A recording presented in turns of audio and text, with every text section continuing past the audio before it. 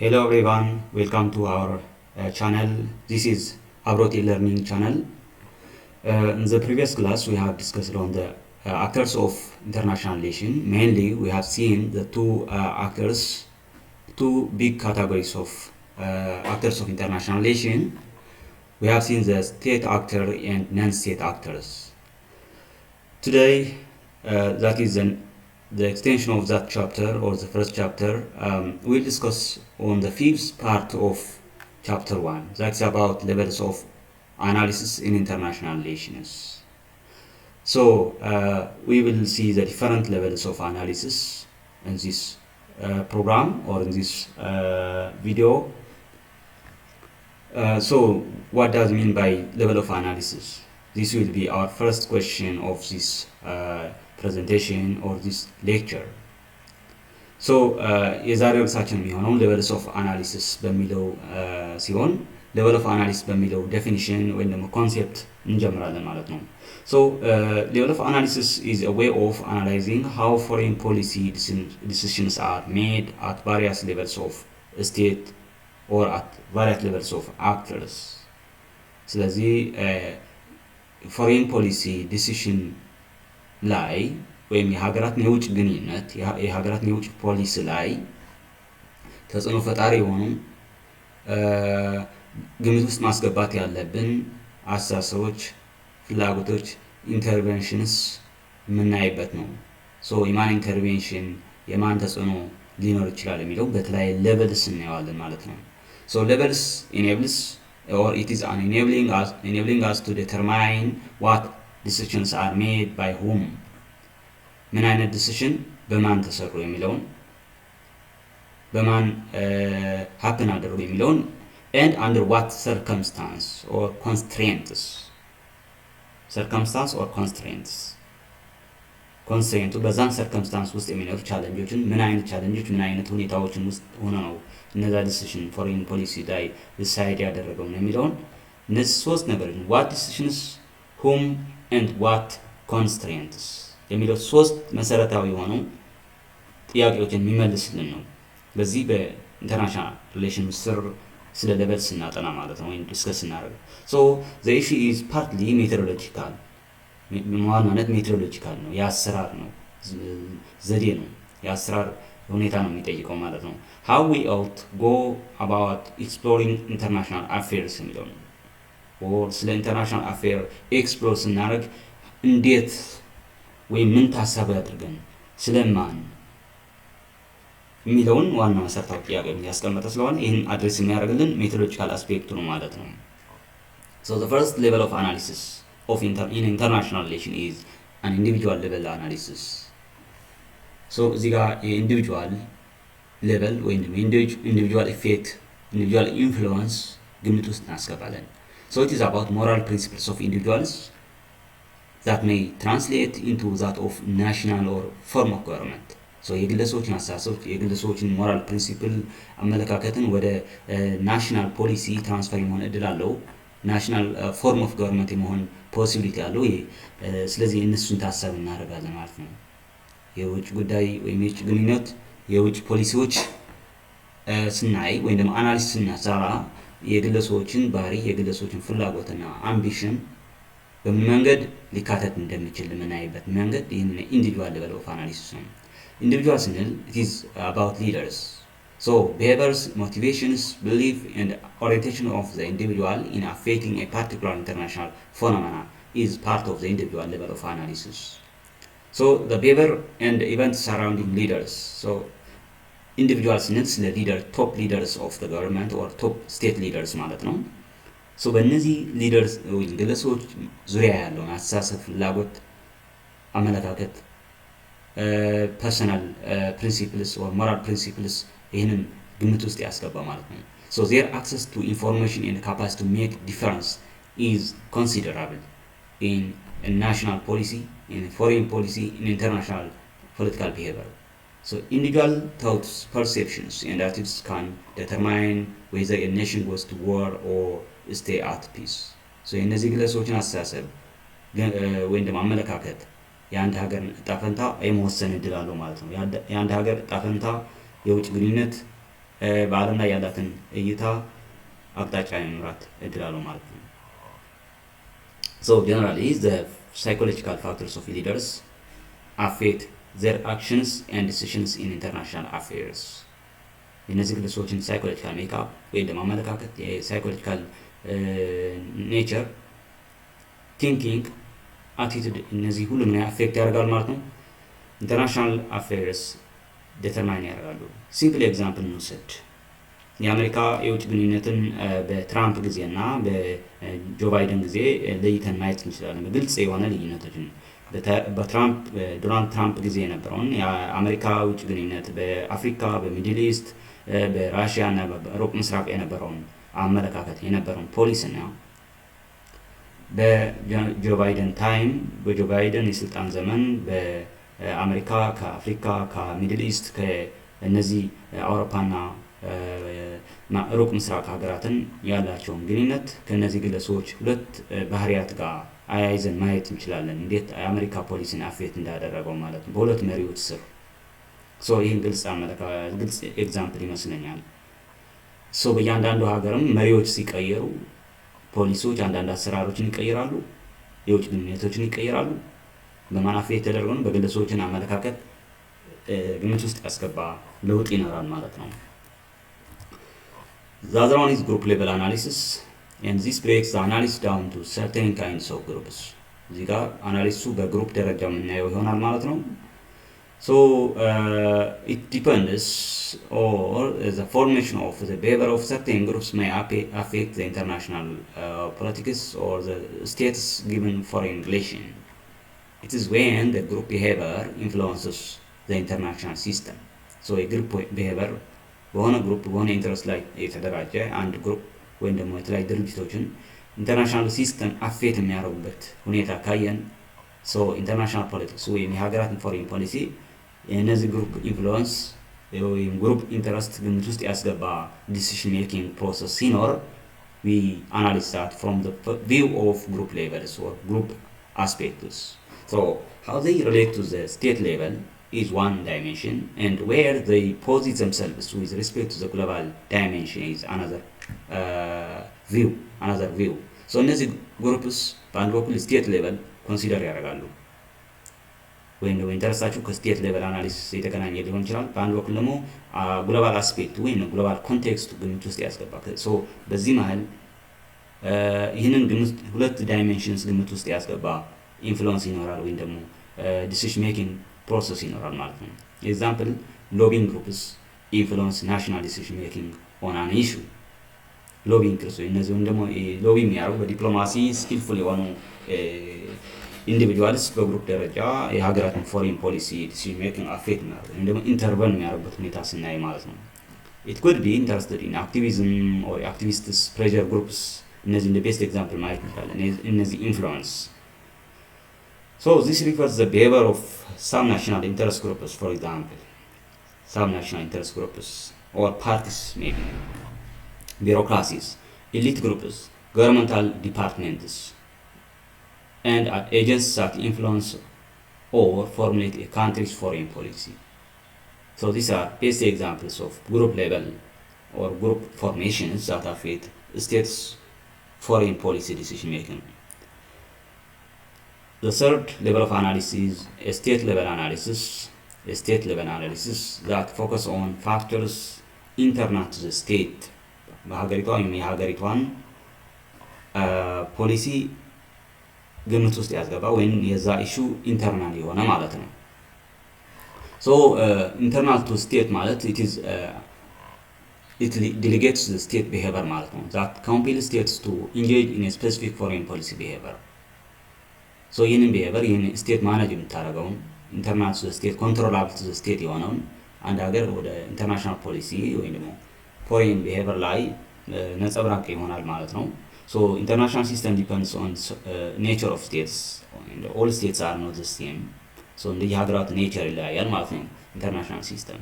ምክንያቱም የስቴቶች ኢንፍሉዌንስ የስቴቶች ፍላጎትና ኢንተርቬንሽን ስለሚኖረው ማለት ነው። በዋናነት ስፔሻሊ ፍሮም ዘ ትራዲሽናል ቪው ኦፍ ኢንተርናሽናል ሪሌሽን ካየ ነው የስቴቶችን ሚና በጣም ትልቅ እንደሆነ ነው። ስለዚህ ይህን ደግሞ ኢንተርናሽናል ቢሄቪየር አፌክት ያደርጋል። So state is the dominant unit of analysis. ዶሚናንት ዩኒት ኦፍ አናሊሲስ የኢንተርናሽናል ፖለቲክሱ አናሊሲስ ትልቅ ድርሻ የሚኖረውን የስቴት ቢሄቨር ነው ማለት ነው። ሌላ ኢንተርናሽናል ሲስተም ኢንክሉድስ ኢንስቲቱሽናል ፍሬምወርክ ኦፍ ስቴትስ የሀገራትን ፍሬምወርክ የሀገራትን የተቋማዊ እንቅስቃሴ፣ ተቋማዊ ውሳኔ፣ ተቋማዊ አስተሳሰብ መርህ የኢንተርናሽናል ሲስተም አካል ሊሆን ይችላል ማለት ነው። ለምሳሌ የአሜሪካ የደህንነት፣ ወታደራዊ፣ የኢኮኖሚ ፖሊሲ እነዚህ ኢንስቲቱሽናል ፍሬምወርክ የምንላቸው የህግ አሰራሮችን የኢንተርናሽናል አፌት ወይም ኢንተርናሽናል ሲስተም አፌት የሚያደርጉበት ሁኔታ ይፈጥራሉ ማለት ነው። So state is both the central unit of analysis as it is a dominant unit of analysis and it is a point of reference for other types of actors. ከዚህ ጋር ተያይዞም ሌሎች አክተሮችም እንደ ሪፈረንስ የሚወስዱት ነው የስቴቶችን ሚና፣ የስቴቶችን ፖሊሲ፣ ስትራቴጂ፣ ሌጋል እና ፖለቲካል ኮምፒተንሲ ለሌሎች አክተሮች እንደ አርአያ ወይም ደግሞ እንደ ሴንተር ኦፍ ሪፈረንስ ተደርጎ ሊወሰድ ይችላል ማለት ነው። ሶ ስቴት ኢዝ ዘ ሜይን ሎኬሽን ኦፍ ፓወር ዊዝን ዘ ኢንተርናሽናል ስፌር። ይህን የምንልበት ያለ ምክንያት አይደለም። ይህን የምንልበት ዋና ምክንያት ስቴቶችን ፉል ሪሶርስ ስላላቸው ነው። ሜይን ሎኬሽን ኦፍ ፓወር ማለት ከስቴቶች በላይ ፓወር ያለውን አክተር that's difficult to see. So famous German sociologist ማክስ ዌበር እንዳለው ምንድነው ስቴት ኮልድ ዘ ሞኖፖሊ ኦን ቫይለንስ state is a monopoly, has a monopoly on violence. What does it mean? This statement, the monopoly on violence, mainly refers that an exclusive right to the legitimate use of physical force ማለት ነው። ኃይል መጠቀም የሚችለውን ባለውን የሀገሪቱ ታንክና ባንክ ተጠቅመው በሀገሪቱ ህልውና ወይ በሀገሪቱ ህግ ማስከበር ሊሆን ይችላል። የተለያዩ የውጭ ወረራ ወይም ደግሞ የውጭ ስጋቶችን በመከላከል ዙሪያ ሊሆን ይችላል። ይህንን የማድረግ ኤክስክሉሲቭ ራይት ወይም የተለየ መብት ያለውን ስቴት ስለሆነ ነው። ይህን ለማድረግ ይህን ለማስጠበቅ ደግሞ ሌጂቲሜት የሆነ ኃይል የመጠቀም መብት ያለውን ይህንን ስቴት የምንለው ኢንስቲቱሽን ትልቅ ኢንስቲቱሽን ማለት ነው። ሶ ስቴት ማለት የስቴት ያላቸውን ፓወር ከምንም ተቋም በላይ የገዘፈ ኃይልና አደረጃጀት ይኖራቸዋል ማለት ነው። ሶ ማክስ ዌበር ሲገልጽ ይህንን ምን ይለዋል? ሞኖፖሊ ኦን ቫይለንስ ይለዋል ማለት ነው። ሶ ይህንን አናሊሲሱ ትልቅ እንዲሆን ያደርገዋል። በኢንተርናሽናል ሪሌሽን ላይ ስቴቶችን ኢንፍሉዌንስ ወይም ደግሞ ኮንሲደር ማድረግ ትልቅ ቦታ እንዲኖረው ያደርገዋል ማለት ነው። So the state acts as an arena in which state officials, politicians and decision makers operate. So under this state umbrella which means so ምን ያደርጋል ማለት ነው? ስቴት ኦፊሻልስ እነዚህ ስትራክቸር የምንላቸው ኤጀንት የምንላቸው ስቴት ኦፊሻልስ ወይም ደግሞ ፖለቲሽያንስ other decision makers በዚህ ስቴት አምብሬላ ስር ነው ኦፕሬት የሚያደርገው የእነሱን ኤክሰርሳይዝ ያደርጋል ማለት ነው። under the name of or representation of the state ማለት ነው። so ይህ ስቴት አክት እንለዋለን ማለት ነው።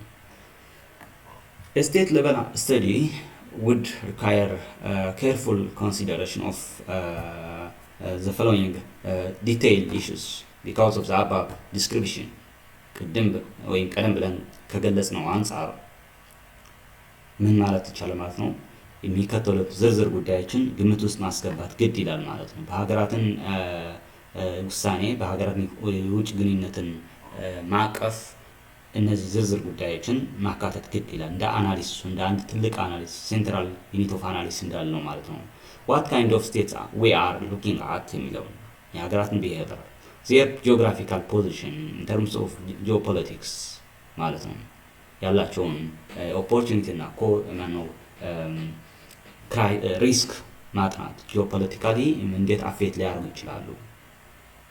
their historical ties, experiences ሂስቶሪካሊ ከዚህ ኢሹ ጋር እነዚህ ሀገራት ያላቸውን ሚና ያነበራቸውን አቺቭመንት ምንድን ነው የሚለው their foreign policy እና foreign policy behavior የሀገራትን foreign policy behavior ይዘት እና ስፋት ጥልቀት በአንዳንድ ውሳኔዎች ምን አይነት ግብረ መልስ ሊኖረው እንደሚችል ማየት the role and behavior of diplomats and their adjoining bureaucratic structures ስለዚህ ዲፕሎማትስ ሊኖራቸው የሚችለው ሮልና ቢሄቨር ከዚህ ጋር ተያይዘው የሚኖረው የሀገራቱ የቢሮክራቲክ ስትራክቸር የአሰራር ትስስር ወይም ደግሞ ሃይራርኪ ማለት ነው። ይህን ምን ይመስላል የሚለውን ማየት ግድ ይላል።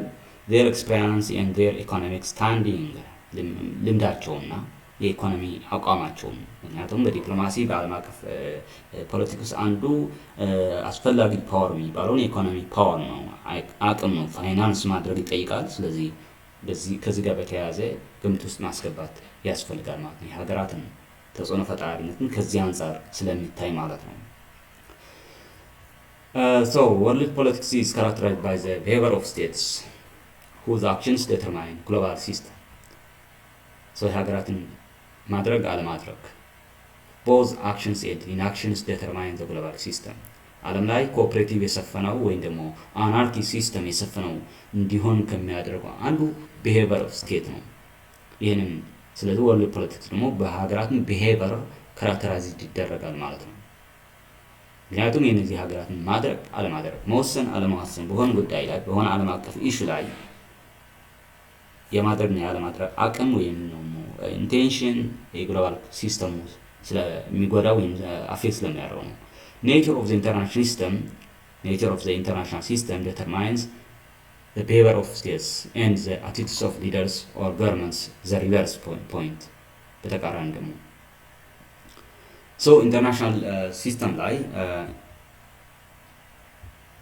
ኢንተርናሽናል ሲስተም ላይ ኢፌክት ይኖራቸዋል ማለት ነው። ኦኬ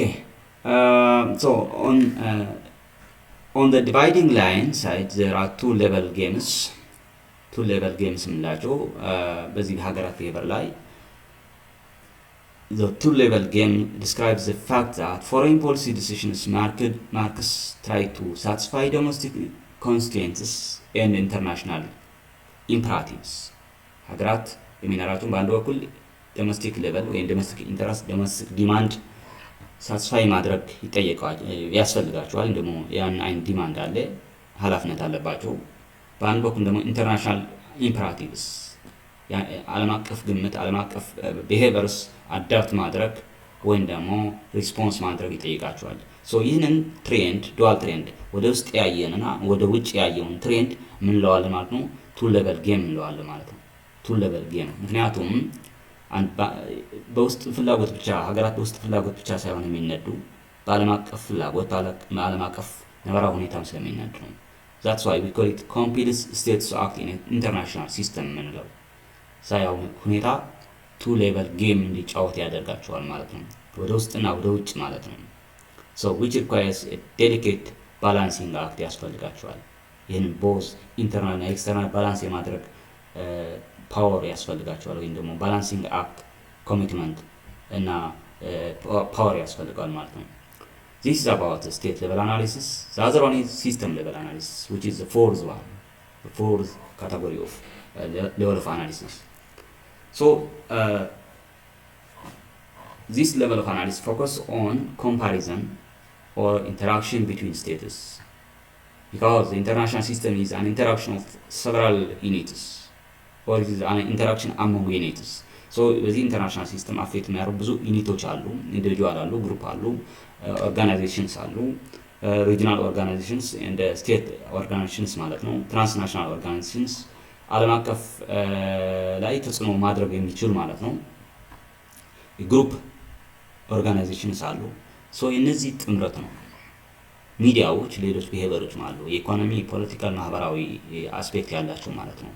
የነዚህ የተለያየ ቢሄቨር የሀገራትን አክተሮችን የተለያየ ኢንተረስት እና ሜካኒዝም ወይም ደግሞ ፍላጎት የዚህ ሁሉ ድምር ውጤት ነው ኢንተርናሽናል ሲስተም ማለት ነው። ለዚህ ነው it is an interaction among units ያልናቸውን የተለያየ components of international politics አሉ ማለት ነው። That's why it focuses on convergence or interaction between states. It is a set of states whose interactions are guided by their relative capabilities. Set of interests ይባል በዋናነትን ዓለም አቀፍ ፖለቲክሱ ቢልድ ከሚያደርጉ ወይም ደግሞ ኮንስትራክት ከሚያደርጉ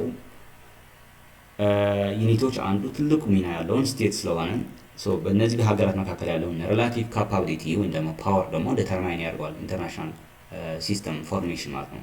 ሶ ኢት ኢዝ ቪዥዋላይዝድ አስ ሌቨል አባቭ ዘ ስቴት። ይህ ኢንተርናሽናል ሲስተም ኢት ኢዝ ሌቨል አባቭ ዘ ስቴት ምን ማለት ነው?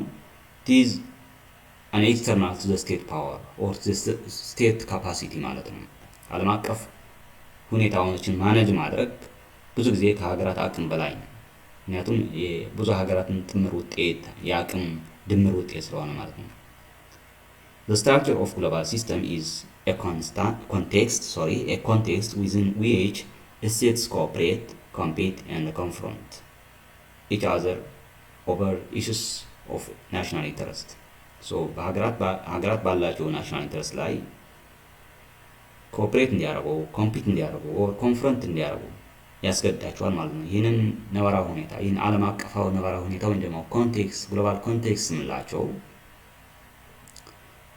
አንዴ ያለ ነባራዊ ሁኔታ ስለሆነ ባለው ነባራዊ ሁኔታ ላይ ሀገራት ኮኦፕሬት እንዲያደርጉ ወይም እንዲተባበሩ ኮምፒት እንዲያደርጉ ወይም ደግሞ ወደ ግጭትም እንዲያመሩ የሚያስገድድ ሁኔታ ነባራዊ ሁኔታ ነው ማለት ነው። ባላቸው በናሽናል ኢንተረስታቸው ዙሪያ ማለት ነው። So this holds developments that are outside the control of any particular state or group of states. በተወሰነ ደረጃ የተሰባሰቡ ወይም ደግሞ መልቲላተራል አስፔክት ከሆኑ ሀገራትም እንዲሁም በተናጠል ከሀገራትም በላይ የሆነ ዴቨሎፕመንት ወይም ደግሞ አስፔክትስ የተለያዩ ኢቨንትስ ያካትታል ማለት ነው። ላይክ ግሎባል ኢኮኖሚ ፎር ኢንስታንስ የዓለም ኢኮኖሚን ጋይድ ማድረግ በአንድ ሀገር ወይም ደግሞ በተወሰነ ሀገራት ላይ ብቻ የሚወሰነ የሆነ ማለት ነው። ትራንስናሽናል ቴሮሪዝም ኦር ዘ ኢንተርኔት ሲስተም distributions of power among the states, climate change, or the concern with that is global warming, transnational crimes. እነዚህ በብዛት በተወሰነ ሀገራት ወይም ደግሞ በተናጠል ጋይድ የሚደረጉ ወይም ደግሞ የሚወሰኑ አይደሉም። ከነዚህ ሀገራት አቅም በላይ የሆነ ግሎባል ኔትወርክ ነው። ሶ ይህንን ዴቨሎፕመንት ይህንን ኢሹ አስፔክት ኦፍ ኢንተርናሽናል ሲስተም ኦር ሲስተም ሌቨል አናሊሲስ ይባላል ማለት ነው። ሶ ዚስ level of analysis consider global linkages that go beyond a single interaction between states, and that global linkage is made up of states and group of states, organizations, societies, or individuals within and across the societies. So global linkage simple linkage ብቻ ሳይሆን it is very complex linkage ነው። complex nature of international system ሀፕን የሚያደርግበት ወይም ደግሞ የሚታይበት ነው። ምክንያቱም ይህንን የተሰራበት ግሎባል ሊንኬጅ የተሰራበት ከሀገራትን የተለያዩ የሀገራትን ድምር ወይም ደግሞ የሀገራትን ትስስርና ኢንተርናሽናል ኦርጋናይዜሽንስ ነን ገቨርንመንታል ኦር ኢንተርገቨርንመንታል ኦርጋናይዜሽንስ ማለት ነው። የማህበረሰብ ወይም ሶሳይቲ ወይም በሶሳይቲ ውስጥ ያሉ የተለያዩ ኢንዲቪጁዋልስ የተለያዩ ኔትወርክስ የተሰራ ስለሆነ በጣም ለሀገራትን በተናጠል እና በተወሰነ ደረጃ በቡድንነትን ማኔጅ ለማድረግ የሚከብዳቸው ነገር ይሆናል ማለት ነው። ምክንያቱም ግሎባል አስፔክት ነው ይሄንን። Okay, so it is a condition, the ability and the opportunities of the individual states and group of states can be determined. So የሀገራትን አቅም የሚፈተሽበት ወይም ደግሞ የሀገራትን አቅም የሚፈተንበት ሁኔታ ነው። to pursue their interest in certain way በተወሰነ ደረጃ ኢንተረስታቸውን ሳትስፋይ ወይም ደግሞ አቺቭ ለማድረግ አቅማቸውን የሚፈትሽ ሁኔታ ነው። ነባራዊ ሁኔታ ዓለም አቀፋዊ ነባራዊ ሁኔታ ስለሆነ ማለት ነው። that affects states, national economies, societies, and individuals at different level depending on their capability to manage that, depending on their opportunity and ability to of individual status as well as group of status. Therefore, this level of analysis attempts to determine the level of analysis we would need to determine what these levels are, and it asks ourselves some concerned questions with this global aspect or global context. So if this is our discussion, the last portion of this program will be to focus on self-assessing questions. ስለዚህ በዋናነት መጨረሻ ላይ ይህንን ዲስከሽናችን ይህን ይመስል ከሆነ መጨረሻ ላይ ሰልፍ አሴሲንግ ኮሽንስ ላይ የሚመለከት ይሆናል። ስለዚህ እነ ሰልፍ አሴሲንግ ኮሽንስ በየለሰኑ መጨረሻ የተማራችሁበትን ራሳችሁን የምትጠይቁበት ወይም ደግሞ ዲስከስ የምታደርጉበት ጥያቄ ደሊቨር እናደርጋለን ማለት ነው። የመጀመሪያው ጥያቄ ዛሬ ጥያቄ የሚሆነውን what does mean by level of analysis in international relation? ሶ በዓለም አቀፍ ሪሌሽን ወይም ሀገራት ግንኙነት ላይ ሌቨል ኦፍ አናሊሲስ ማለት ምን ማለት ነው የሚል ቤዚክ ኮንሴፕት የሚጠይቅ ነው። ሌላ ሜንሽን ኤንድ ኤክስፕሌን ዘ ዲፈረንት ሌቨልስ ኦፍ አናሊሲስ ኦፍ ኢንተርናሽናል ሪሌሽን ሌቨል ኦፍ አናሊሲስ ኢን ኢንተርናሽናል ሪሌሽን ስለዚህ እነዚህን እስካሁን ዲስከስ ያደረግናቸውን ሜንሽን ታደርጋላችሁ፣ እንዲሁም ለእያንዳንዳቸውን ኤክስፕሌን ማድረግ ይጠይቃል ማለት ነው። በዚህ ኮርስ በዚህ ቶፒክ ላይ በቂ የሆነ አንደርስታንዲንግ እንዲኖራችሁ ከተፈለገ እነዚህ ሁለት ጥያቄዎችን በዋናነትን ፎከስ ማድረግ ያስፈልጋል። So this was all about today's discussion or today's lecture. So this is the end and thank you for your stay with us until now. እስካሁን የነበራችሁ ቆይታ እያመሰገን በሌላ ፕሮግራም በሌላ ጊዜ እስከምንገናኝ ለዛሬ የነበረን ቆይታ በጣም እናመሰግናለን ማለት ነው።